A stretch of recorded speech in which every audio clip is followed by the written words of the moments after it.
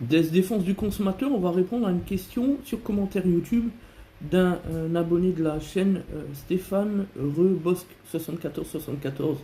En réalité, il y a deux questions, on va traiter la première.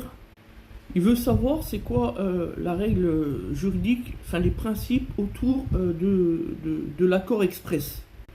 De facto, il nous a souvent entendu dire dans le cadre de nos documents vidéo effectivement que il était central et nécessaire de récupérer l'accord express du consommateur pour poursuivre des travaux nouveaux ou les conséquences des travaux en cours. Bref.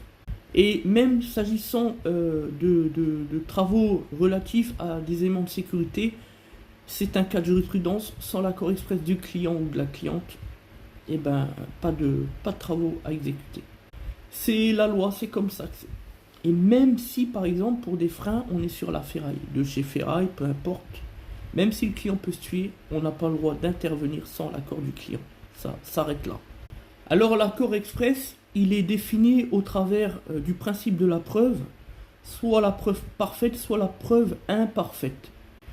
Et nous, ce que nous utilisons, alors évidemment, de coutume, c'est l'appel téléphonique.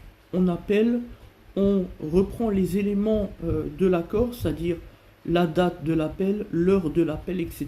C'est comme ça que ça fonctionne.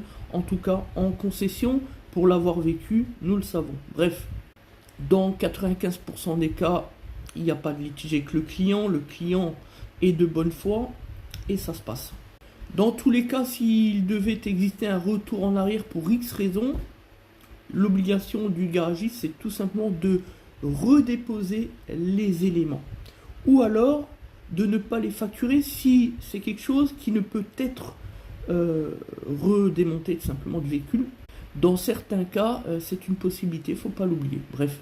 Mais effectivement, si finalement le client décide de ne pas faire les travaux, eh bien le garagiste a le droit de récupérer ses propres pièces et d'y remettre donc les pièces qui étaient donc sur le véhicule. Voilà. Nous utilisons la preuve par SMS, qui est une preuve irréfragable, sauf à démontrer le contraire. C'est ce qu'on appelle un mode de preuve par voie électronique. Parce qu'en effet, lorsque vous êtes au téléphone, la preuve de cet appel n'a aucune valeur juridique. En tout cas, il nous faudra un deuxième élément, comme une preuve testimoniale, etc.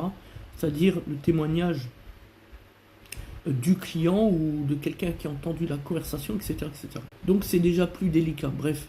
Il existe aussi la preuve par email, mais bon, le SMS c'est quand même le plus simple. Voilà.